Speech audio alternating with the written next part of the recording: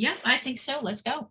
All right. Good afternoon, everyone. I'm Wendy Custer, Vice President of Member Relations here at the Chamber of Commerce. I'd like to take a moment to thank our conference sponsor, Univest Financial and Merck Sharp and Dome. They sponsored our sessions. And I'd like to introduce Penny Zenker. She's a motivational speaker, strategic business coach, and best-selling author. She's going to talk to us about Stop the Tug of War with Time. Thanks, Penny. Perfect. Thank you, Wendy. And thank you all for being here. Hey, hey. Oh, thank you. Applause. Yay. So, I got to build my energy up, right? If I was on stage, then it would be able to get all that energy.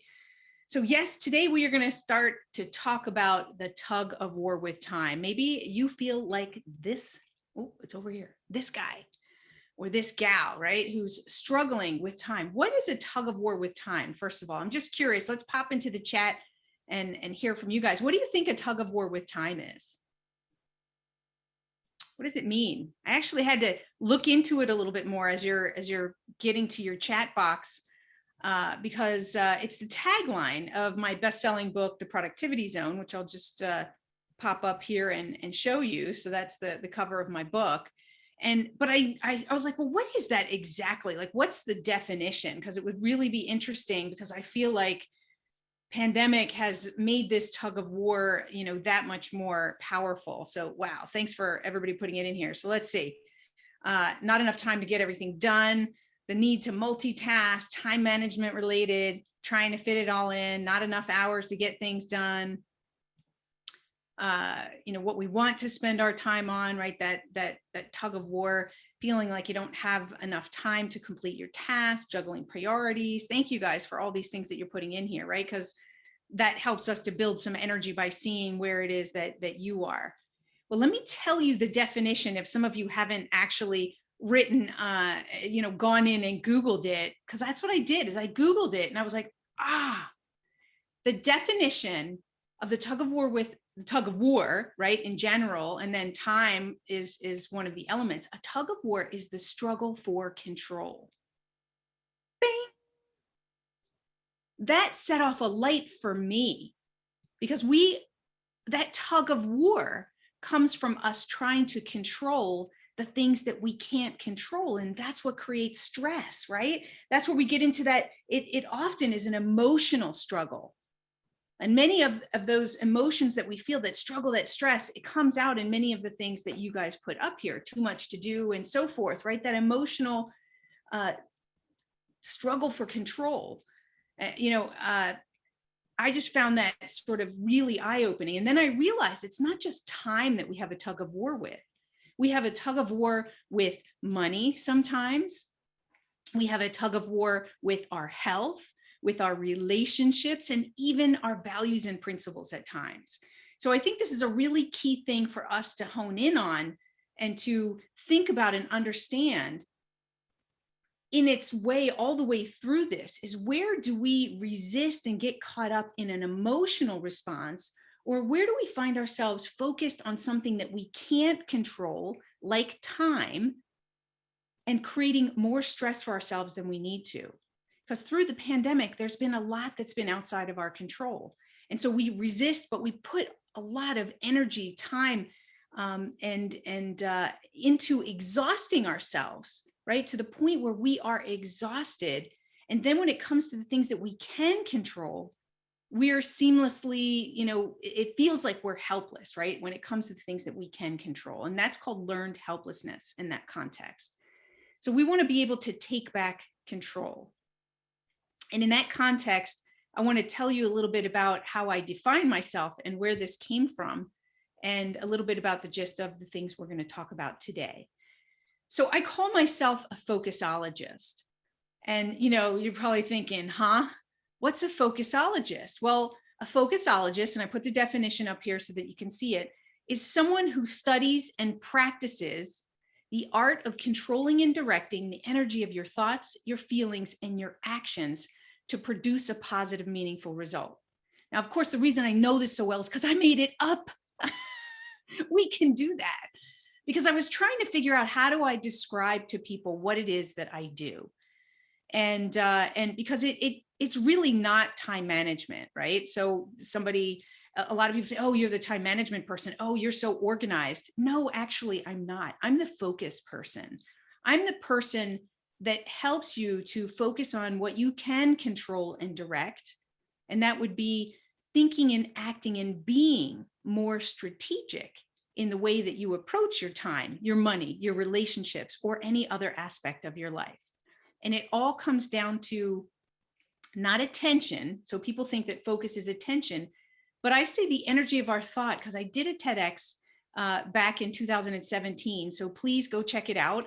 It'll really complement the things that we're talking about today, is because that's the epicenter, is what we think about will control what we give our attention to, where our energy goes, the actions that we take, how we feel, and ultimately the results that we get. So that means that it's pretty powerful, and you've got to choose it every day. That's why it's a practice. So I want to teach you some of the principles today of being a focusologist. And really, one of the very first things starts with a lesson that I learned back in, when was that? 2000 and it was about 2000. So I had sold my IT company and I started to work for a large market research company. And as I started with this company, I went into a task force that was reorganizing the company. And before I knew it, I was hired to be the chief technology officer of the organization. And at the end of that task force period, about a month, I was taking over, now responsible for 5 companies across 4 countries. I was actually living in Zurich, Switzerland, and the language of the organization was in German. So it's not hard enough to to do all of that in English, let alone do it in German. And what I really found was this was a huge challenge for me, because in my IT business, and I'm going to talk about some of the time traps that I got caught in my technology business. And the reason I took this position was because I thought it would be easier with a large company, right? So many resources available to me, and I could work 9 to 5, right? And this is where I would hear people laughing in the audience, and but I really thought that as an entrepreneur, I thought this was going to be easy, and I was going to come into the 9 to 5 world. But that didn't happen, as I took on this much bigger responsibility. And so things had worked in my IT business to get it to a certain level, but I found that things work until they don't. I know that is oversimplified, but it's so true. I saw that also with the beginning of the pandemic, is that some of the things that were working for me all of a sudden didn't work because circumstances changed around me, or the way I needed to do things needed to be different in order to be able to manage my focus and the task list that I had in front of me, or the strategies that I was approaching the market. So things work until they don't. So it was not working for me in this environment with all of that I had to manage. So I went into my boss's office and I was ready to quit, because sometimes it's just too much. It feels overwhelming. And you may feel that way now. You may have felt that way in the beginning of the pandemic. And what do we do when we get stuck? Well, one of those things is we quit, we shut down, and we look to go somewhere else. So I went into his office and I said, Peter, this isn't what I signed up for. I really thought this was going to be less of a position. And I talked to him about some of the challenges that I was having, and he listened, like any great manager would, and leader. And then he said something that was extremely profound, that shifted my relationship with time. He said, Penny, I hired you to make decisions, and what you do with the rest of your time is up to you. Often I see people putting in the chat like, wow. And there's a lot of different wows. I was thinking, wow, this guy he's got something loose, because I was pissed. That is so oversimplified. Yeah, easy for you to say, right? You're not in the thick of things here. But I realized how brilliant that was. So that wow for me changed to a wow, that was brilliant. It had to sink in because sometimes we're in a place where we're not really open to hearing great coaching, counseling, or advice, but it sunk in and I realized the value of that. And the main lesson that I got from that was that he was telling me that the decisions I was going to make in this position were the 20% that were going to make 80% of the difference. That was what was going to create real progress for me in this position. And so that was a big aha for me because I had heard of the Pareto principle or the 80-20 rule before. Maybe you've heard of it before, but I wasn't living it. And so one of the things that we can understand that being a focusologist helps us is to live the 80-20 rule, meaning that we take focus and on that 20% that's going to make 80% of the difference. That in itself helps us to make a critical focus shift from time to performance, to impact, because it's the 20% that makes the greatest impact, 80% of the difference, 80% of the value of the impact. What it does emotionally for us, what I found for me as I started to really practice this, is that it helped me to let go of those things that were less priority, or let go of the stress that was associated with not getting everything done, as many of you had put in the chat there. So emotionally, it freed me up. It also, it opened up a better line of communication because I could communicate to my team and to my boss, these are the things that I'm focused on, and here's why. It gave me great clarity. And that great clarity and purpose also helps us to overcome obstacles more easily. So there's so many different benefits to really getting clear on what that 20% is. And many times people tell me, oh, you know what, I have competing priorities. And so it's really hard for me to find out what that 20% is. And I want to challenge you to say, have you really set priorities if you're saying that they're competing? I would gather that you're not setting them clearly. And maybe it's because there's somebody that you want to please, you don't want to disappoint the team or the group, or you've got multiple people that you're reporting to, and so you're not communicating the way that you need to in order to clearly set those priorities. So that's one thing that I want to do today, is challenge you to really own the 80-20 rule, not just know it, but own it. And one of those things, as I said, is that simple shift in focus, which is to say, I'm going to focus on impact and performance over time. So I'm not saying that this is a new concept, because if we look back at May 1st, 1926, Henry Ford actually wanted to better understand and increase performance and notice that there was a drop off after 40 hours for those types of workers. And there was a recent study at Stanford that said the same thing. There's a drastic drop off of our productivity over 50 hours per week. So we need to understand that there's a cost to rework that happens, and mistakes and customer and satisfaction that you're having as an employee or that your team is having. So we need to understand that there is a cost associated with overworking and being overwhelmed. And I want to talk about some of those time traps, because it's an emotional thing where we get kind of sucked in and sucked away. And when I was running my IT business, that really happened a lot for me. So, and I'd love to hear from you guys in the chat. Like if some of these, if you can relate, say that's me, I get it, let me know that I'm hitting a chord here and I'm not the only one that gets caught up in these time traps.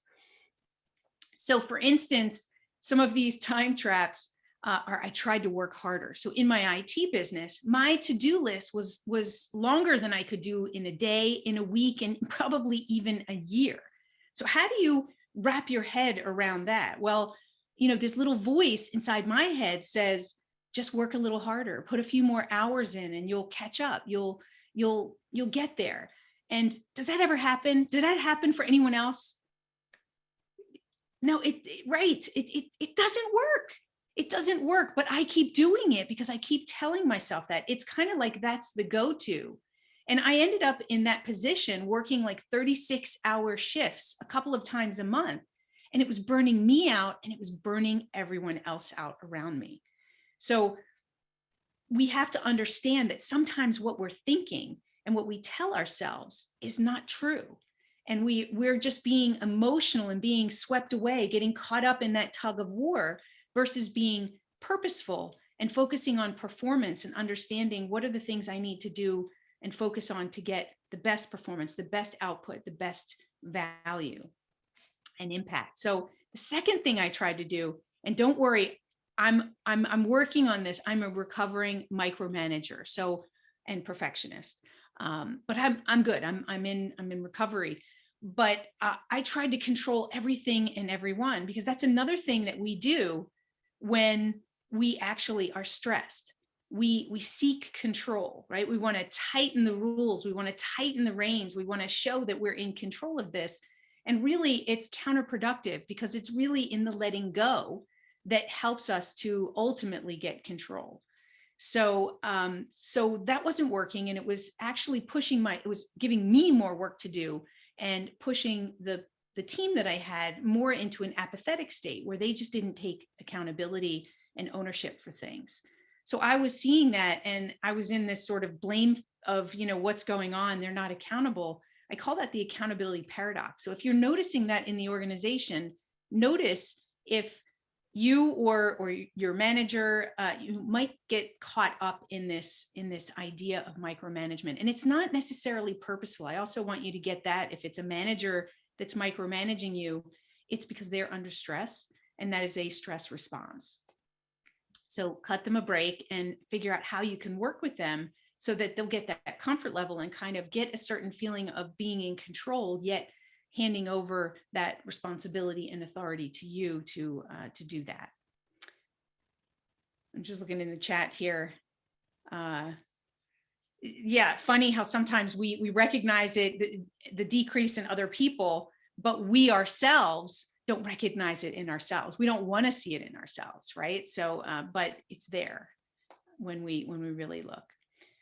The other thing that I want to talk about is boundaries, right? The time trap of lacking boundaries, and where the pandemic has really created a bigger problem over the years. Our boundaries, our natural boundaries, have eroded. So first off, we went to a sort of open office type of environment before the pandemic, and we thought that would make people more productive. But that removed walls. It removed some boundaries that kept us from having all these people stopping by your desk and seeing how it's going. They're taking a break, and they make that break, a break that you're taking, right? These got-a-minute meetings. So that brought actually productivity down. It created less valuable formal conversations that were no longer taking place, that needed to take place, for instance. And then with the pandemic and working from home, we lost the transition back and forth to work. So that helped us to start our day and end our day.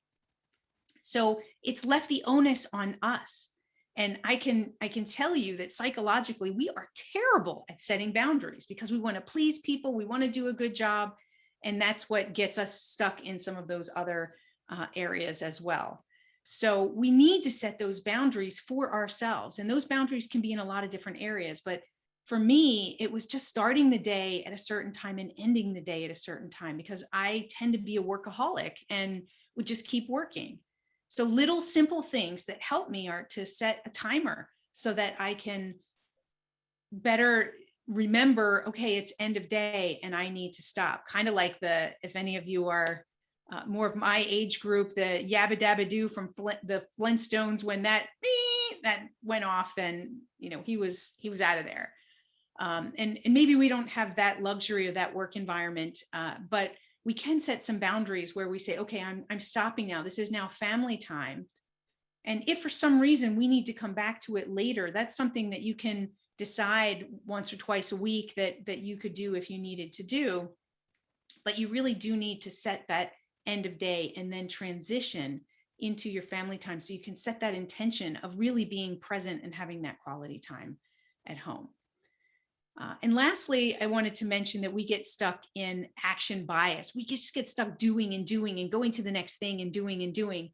And the challenge with that is that we don't take time that's necessary to step back and to evaluate what's working and what isn't working. Because as I said, it works until it doesn't. And half the time we don't recognize that it's not working until it's way, way too late.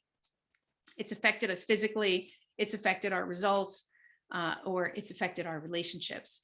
So we need to schedule time to step back. I was actually just talking to Wendy and Teresa before the session that yes, we have to schedule time, thinking time and strategic time, because if we don't, it won't happen. Importance, we're going to have way too many things that are urgent, and those things that are urgent are going to crowd out what's important. So we have to be purposeful. And when we look at what times we block, we want to block those things that are most valuable and important. We want to block those 20% items that are going to get us there. Just check in on some of your notes here on the chat. So you roll your to-do list to the next day. We're going to talk about some of these things that, yes, boundaries are hard, especially when you want to be a team player. And I totally agree with that. And so it comes down to also some other communication mechanisms for communication. And if you do define your 80-20 with your team, then everybody's clear on where you're going to spend the majority of your time and energy, right? And what are you going to do, and how might you work on things or delegate things or get an intern to do some of the things that are lower priority items. And it doesn't mean if you don't get to everything on your list that you're not a team player. It's a question of how you communicate, because you're not the only one who's feeling that way. And we're going to talk about some other strategies with that. And I want to leave you some time for some Q&A at the end. So if you have any questions, put a Q by it so that we'll be able to pull it out and know that it's a question for the end. So what I wanted to bring your focus and attention to, again, this practice of being a focusologist and understanding the shift and what difference that makes is that if I'm focused on time, I'm focused on deadlines versus the end product. So I'm going to be more focused on the task than I am that end product. Or I'm going to be focused on time as a constraint where it's limiting, and I might get caught up in that tug of war of complaining and there's not enough time and things like that in resistance, versus using time as a catalyst. If I had to cut the time in half to achieve the same thing, I'm going to start to get more creative. I'm going to look at it differently because I'm focused on performance and getting that end result. I'm not focused on the time, right? So what we think about changes, how we show up changes, and the results that we get change. It's amazing. I do this fun exercise when people are in person, and we get to see it in the exercise, how it shifts from people's focus being focused on time versus being focused on performance, where they really see that shift in that catalyst, and where new ideas come up and they find a much better way to do something than when they were stuck in that time mindset. So it means that we're focused on tasks versus the result. We're focused on the doing versus the priority, right? We're focused on the transactional nature of something versus owning it and being accountable for it. And because when we own it, again, that's when the creativity comes in, and we look for what do we need to do to find a solution for this? And it takes us maybe outside the box. And it's the difference between strategic and tactical thinking. So pop into the chat and be honest with yourself. You can also send it to me privately. Where's your focus? Are you focused on time right now and getting caught in those time traps? Or are you focused on performance and seeing this as some of the most productive times of your life because you're getting more creative? What do we have in there?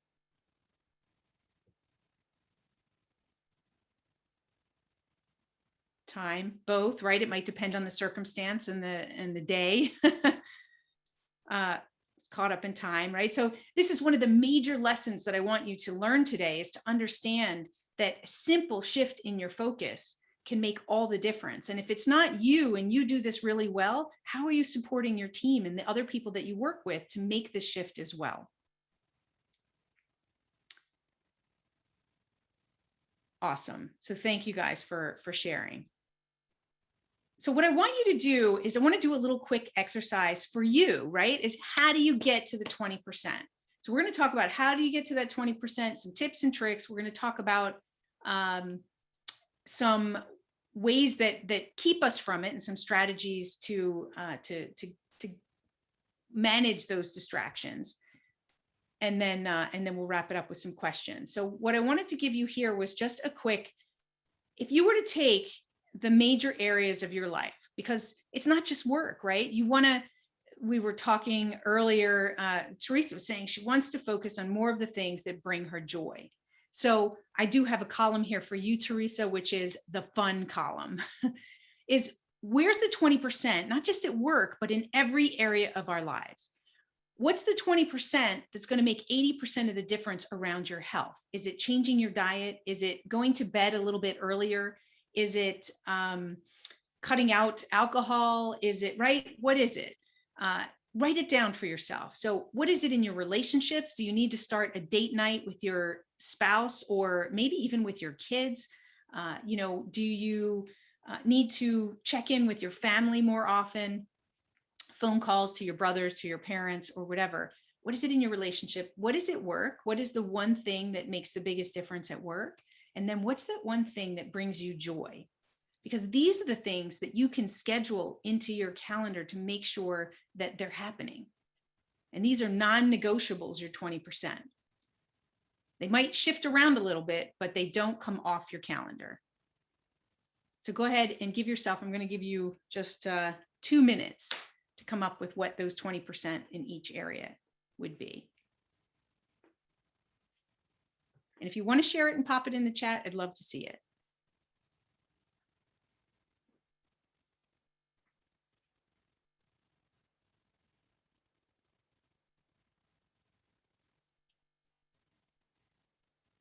Eating right.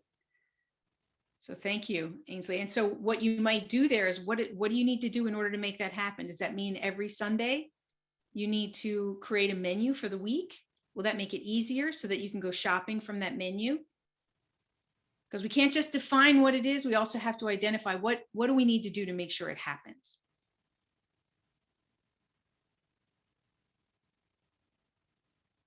A home chef. I would love that. It's called kids. My kids do that. Awesome. I'll give you guys another minute to finish up. The company that sends meals, right? You could do something like that. Great, great ideas.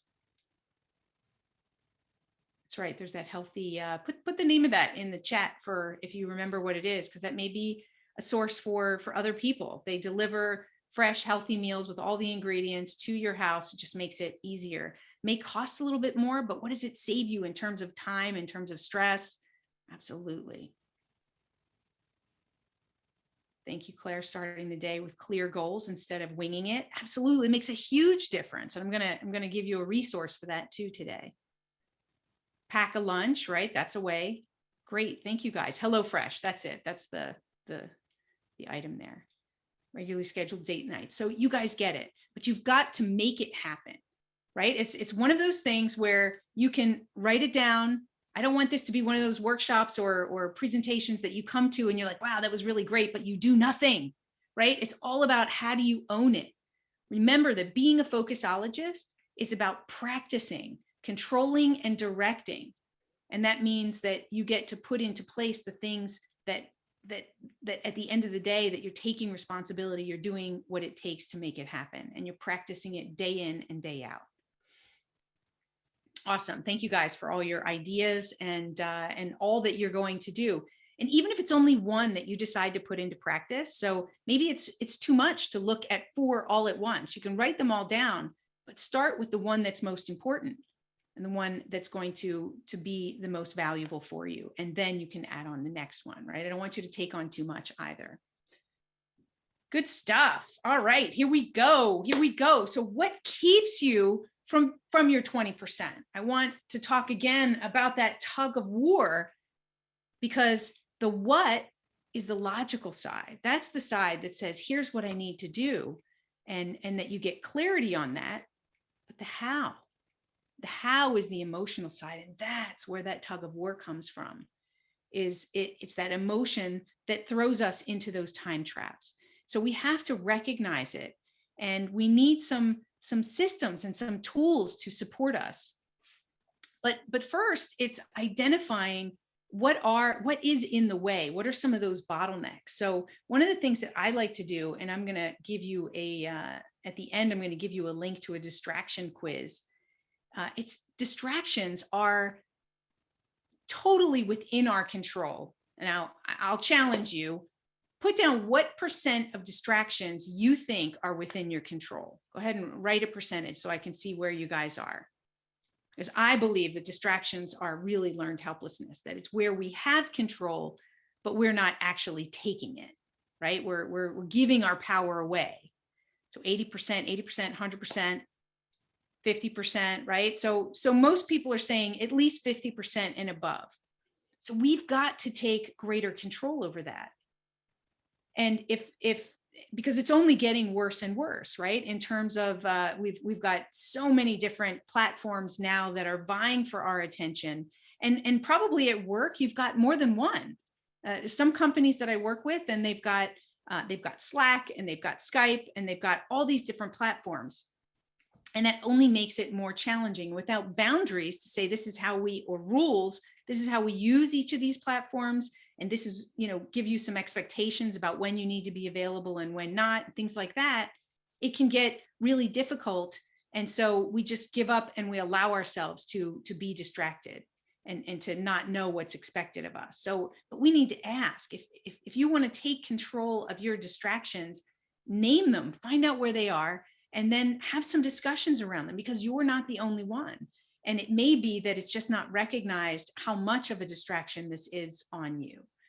So I am going to invite you, and there's a link at the end of this that I'm going to bring up. But I do have a distraction quiz for you to take afterwards to identify, are you, where are you? What's your profile? Are you a wizard and you've got this thing down and you're really managing your distractions well? Or are you a squirrel, or a hamster, or a time zombie? And it's just a fun way to create some heightened awareness so that you can get specific, because it's in the specifics that you're able to make a change, that you're able to own it and say, here's what I'm going to do to take that away.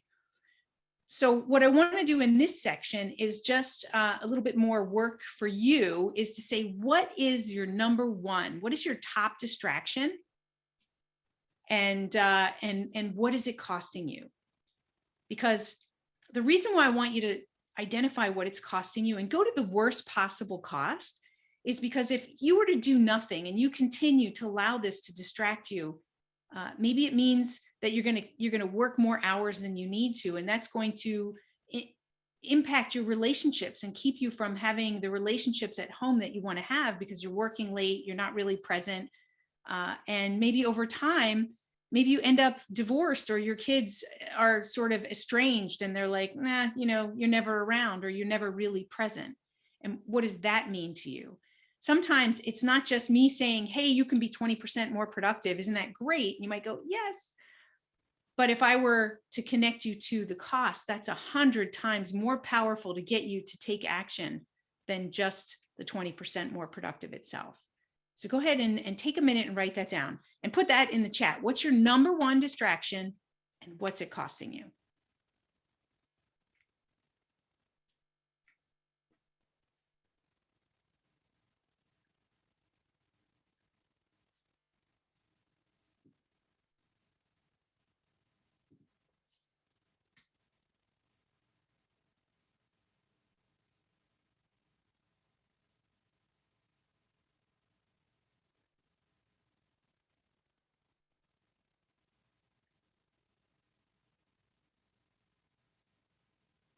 Emails. All right, we're going to come back to that when we talk about this next section of gatekeepers. Remind me.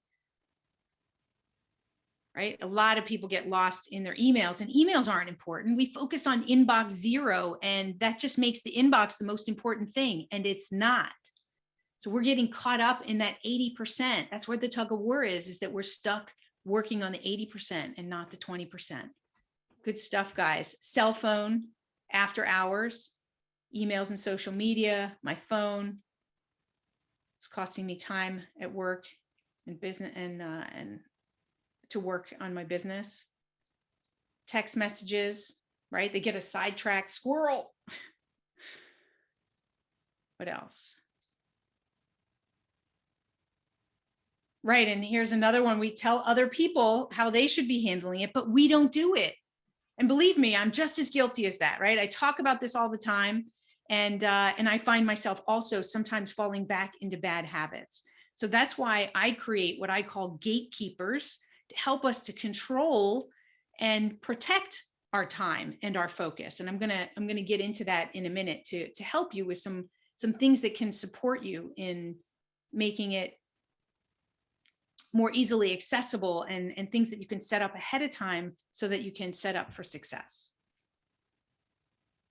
Right? Instant messaging, right? All these are great.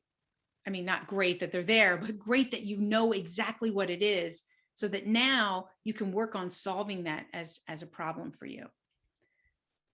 So let's take a look at what I call gatekeepers. I'm going to bring that up here.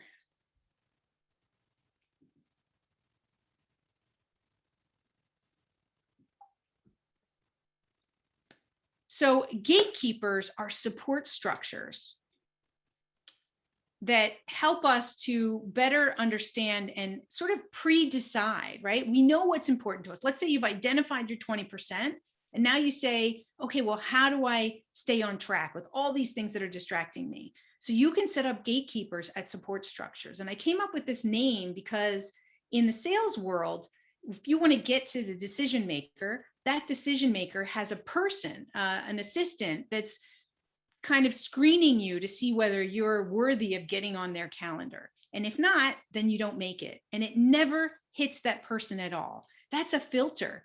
That gatekeeper is protecting their time, their energy, right? Their money.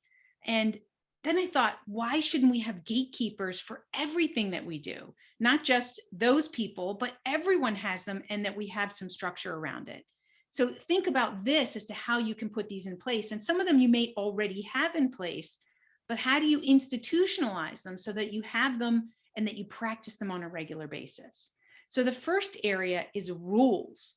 And I have a little picture of a car bouncing back and forth between guardrails, because rules act as guardrails for us. They keep us on the path. And we're human, we're going to stray, we're going to get emotional, we're going to get tied, and brought into different directions. But these rules help us to stay on the path. We can bounce against them and come back. And I'm going to go into each one of these pretty quickly so that we still have time for questions. And then we have filters, like that person that I mentioned that's in between, that makes sure that you don't get on my calendar unless it's going to be important to me. And then also in our environment, how are we setting our environment up for success so that it's productive versus destructive? Because your phone on your desk is destructive. And it's one of those things that you need to be aware of, is that your environment is paramount in your levels of productivity. So let's take a look. I'm going to put these up in big format so that you can see them. So here are some examples, and I'm going to go through this relatively quickly. I'm happy to provide the slides for you guys so that you can think on it more, because it's really just an introduction to it. And if you walk away with just one gatekeeper from each of these areas, or even just reinforcing something that you already do, but making it more consistent, then that's a win. So the first area is standards and principles. Companies have values, we individually have values, and those are standards and principles that we live by. And as it happens, sometimes we don't live by them as consistently as we would like to. So we have to remind ourselves of these rules and put them and practice them on a regular basis. So for me, for instance, an interesting thing happened at the beginning of the pandemic. I have a rule for myself that I've had for years where I don't snooze. And so just so you're clear, that sometimes we have rules that say what we do, and sometimes we have rules that can say what we don't do. So my rule was I don't snooze, because I know that I want to start the morning really productive and being with my intention.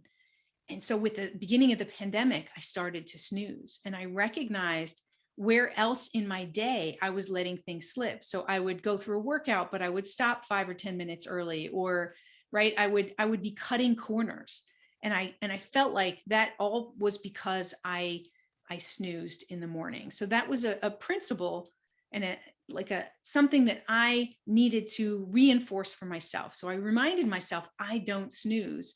And so what I put in place for myself is when I set my alarm every night, that is when I pre-decide what it is that I'm going to do, at what time I'm going to get up in the morning, and then I'm going to get up when I said. So that's a pre-decision I made the night before that I have to honor.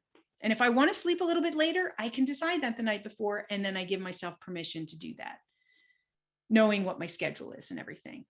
So the other thing is rules is how we set those boundaries. So the boundaries of, for instance, I have other don't do boundaries. I don't watch the news in the morning. I don't check my email before work. And those are boundaries for myself, that I start work at a certain time and I end work at a certain time.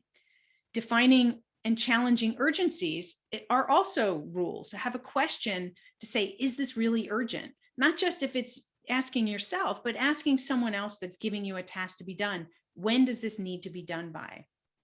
That maybe in the organization, you define what constitutes an emergency or an urgent or that urgency, because we live in an age where we are bombarded with this sort of epidemic of urgency. Everything is urgent, and it really isn't. So we have to start challenging it, and that we can have as a rule that we're going to challenge it.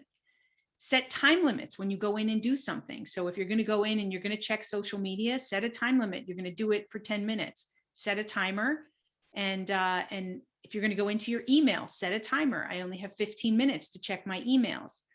Those types of things will help you to be more conscious of the time that you're using, and also be purposeful about how much time you want to spend in there. Otherwise, you can just get sucked in. How many shows are you going to watch when you sit down to watch your favorite show?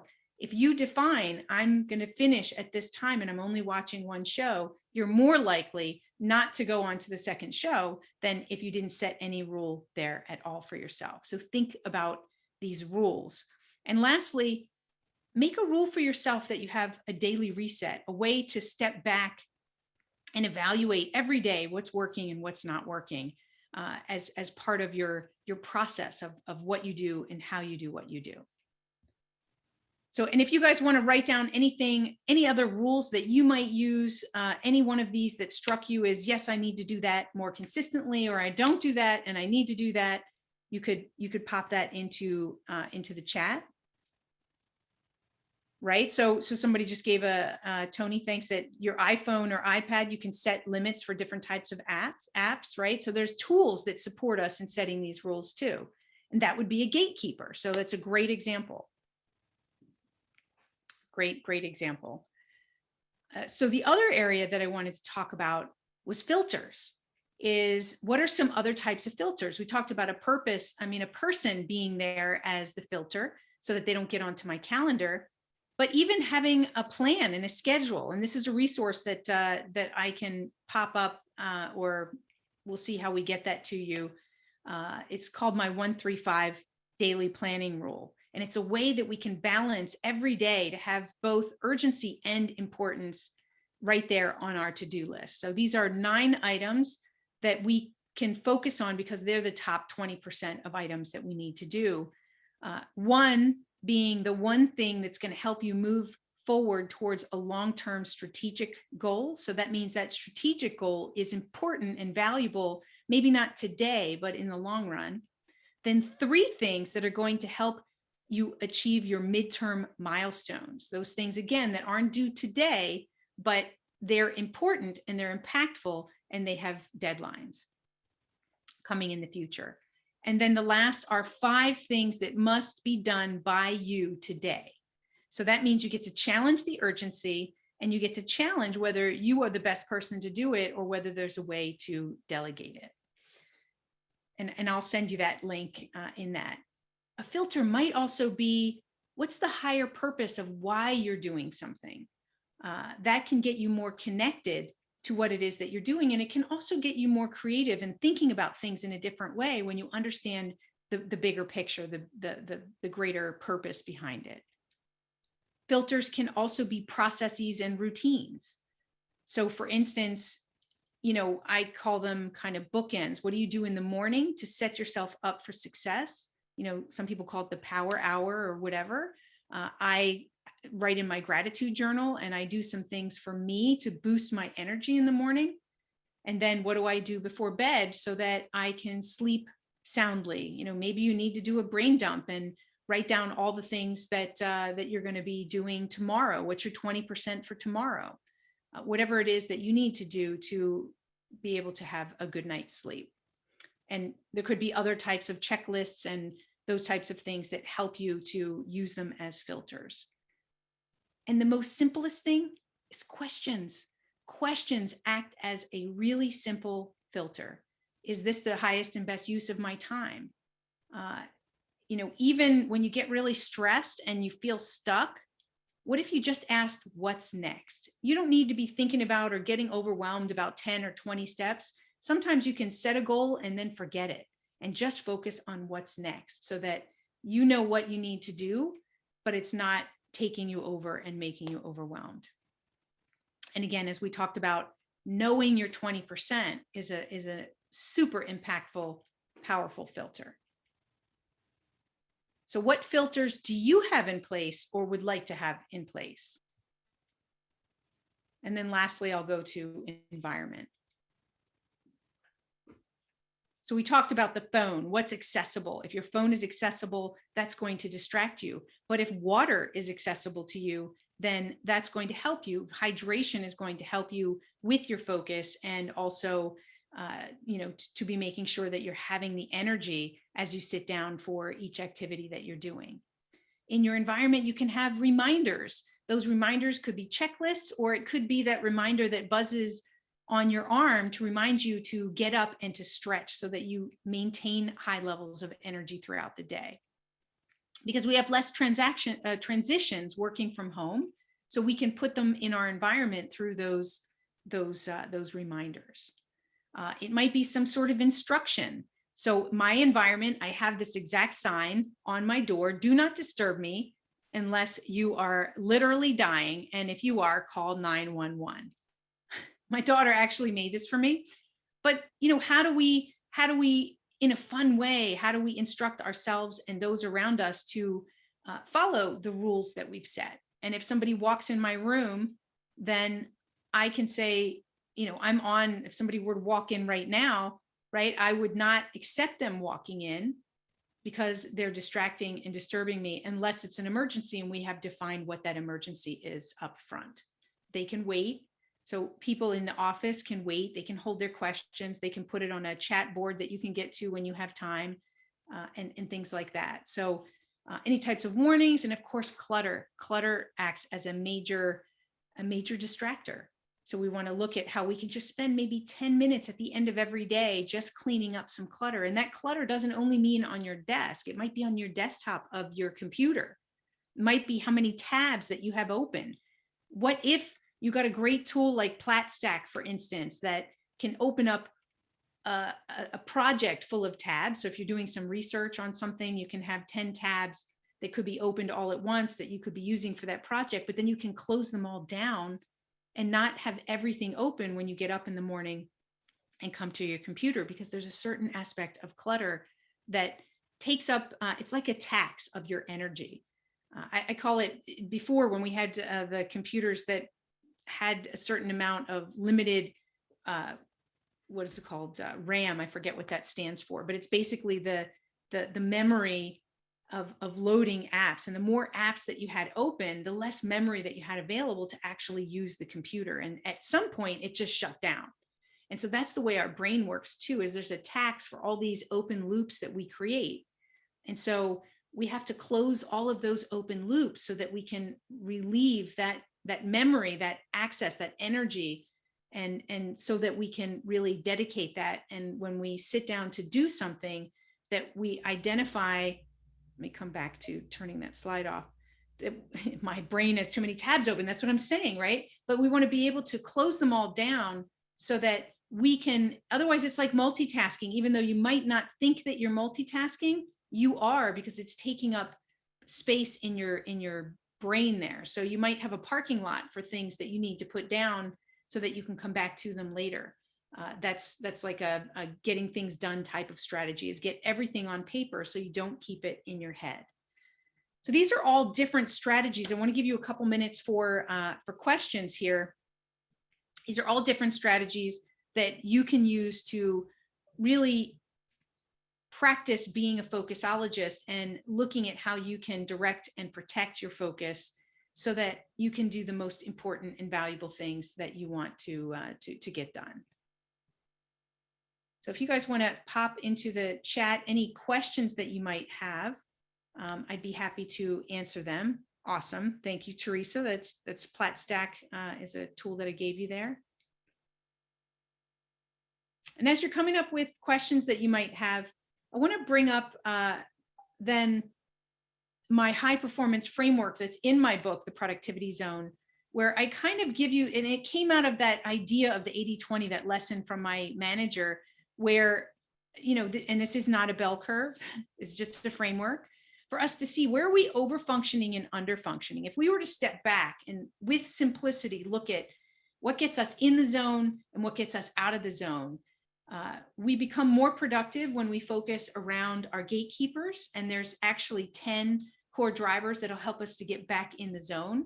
And I have those in my book. If you want to take, there'll be I think a link to it. But if that's of interest to you, I go into the 10 drivers that help us get into the zone. And we talked a little bit about what gets us out of the zone in terms of those distractions. The 20% is what helps us get back in, right? It's just a way to step back and be able to take that space that we need to think about things and to look at what's working and what's not working and have a structure in order to do that. So just keep talking as I'm waiting for some of your questions to come in. So, so Joanne said that you have a gatekeeper that you don't utilize well enough. Well, yeah. So how do you put that in place? If you think about the rules, the filters, and the environment, I like to call it the rule of three. So what if, for whatever that gatekeeper is, how could you look at that from each of those categories, for instance? So actually, I have a good slide that I might be able to bring up to help people see on email. Let me bring this up. So on email, if you were to look at that, you could see there's rules, filters, and environment that you can apply to your email.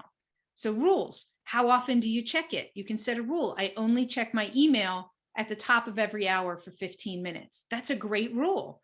And then as filters, you might be filtering certain things into spam or into different folders so that you aren't having everything come into your inbox that isn't needing your attention right away. And in your environment, you might turn off that notification. You might use a timer to help support you. So this is how you might put into practice these three areas. Let's see.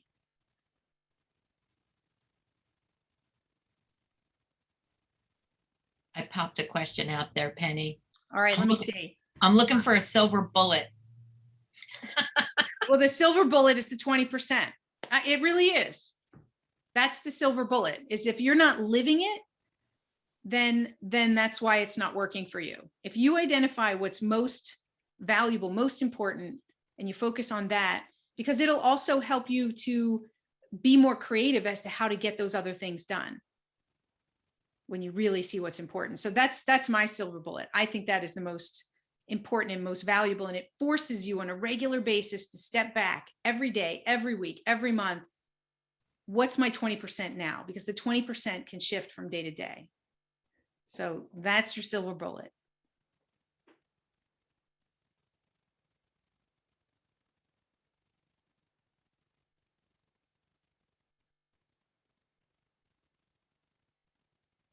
So any other questions?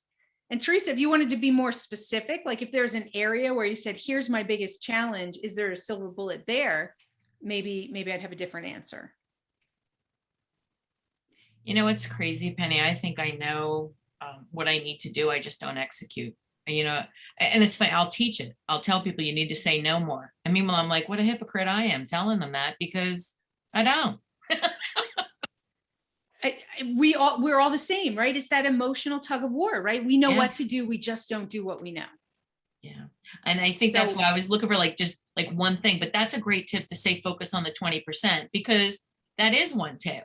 And if I did nothing else but that, that's going to make a huge difference. Well, because it would reduce your stress, it would make you more focused, and it would help you come up with more creative ideas for the things that aren't 20%. Yeah. It really will when you live it, right? So then you look at, okay, well, how do I live it?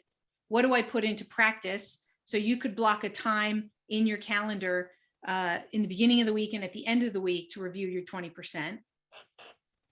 You could do that in the morning, is to review what you've set up as your 20%. Right? So you can use time blocking for that. You can check in with other people. If you're working with other people, you can check in with them. Do you agree? Right? You can communicate that. Makes sense. I'm nodding my head here. You can't see me, but I'm nodding my head here. Okay. We're at about 2:57. I'm going to hop in just so you can actually see. If there are any closing thoughts, because it's about 2:57, and Wendy, if you want to jump in and give direction on next steps. First, Penny, amazing.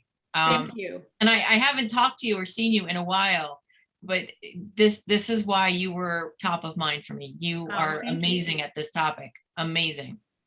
Thank you so much. Well, I'll leave you with a 1-minute story, if I may. So there's this guy, and every day he comes to work with a tuna sandwich. And every day he complains about the tuna sandwich. We all work with people that suck the energy right out of the room, out of the team. Hopefully it's not you. So finally, his buddy got annoyed with him, right? A lot of times people don't say anything, but he said, you know what, dude, why don't you have your wife make you something else? And he goes, I don't know. What do you mean? I know people are up in arms because I said your wife, just wait. He goes, I don't know what you mean. And his friend said, turkey, roast beef, something else. And the guy says, I'm single and I live alone.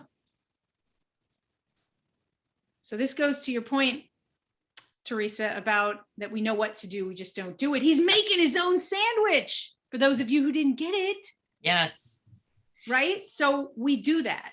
And so we have to really own our focus. And we also have to own our focus, own our actions, own our energy, but also own our distractions and what's keeping us from it. And so the best way to do that is what we talked about today, is to get clarity on your 20%, to put gatekeepers, pre-decide what it is that you want to do and put those structures into place, so that not only are you being intentional and purposeful, but you're putting those structures that make it work for you. So that's where I want to leave you guys. Thank you. Thanks so much, Penny. Did a great job. Lots of great information. We're really, really grateful to have you speak with us today. My pleasure. My pleasure. And I'll just put up, I think I have for a link for you guys here. If you want to go here, I have some additional resources for you guys. So pennyzenker360.com/power your potential. Wonderful. And lots of great comments from everybody. We appreciate your attention as well to all of our participants. Awesome. Well, bye everyone. Thank you. Oh, I messed it up. I can't type that fast. I didn't want to do a cut and paste, so let me try it again. 360. That way it's easier for people to do it.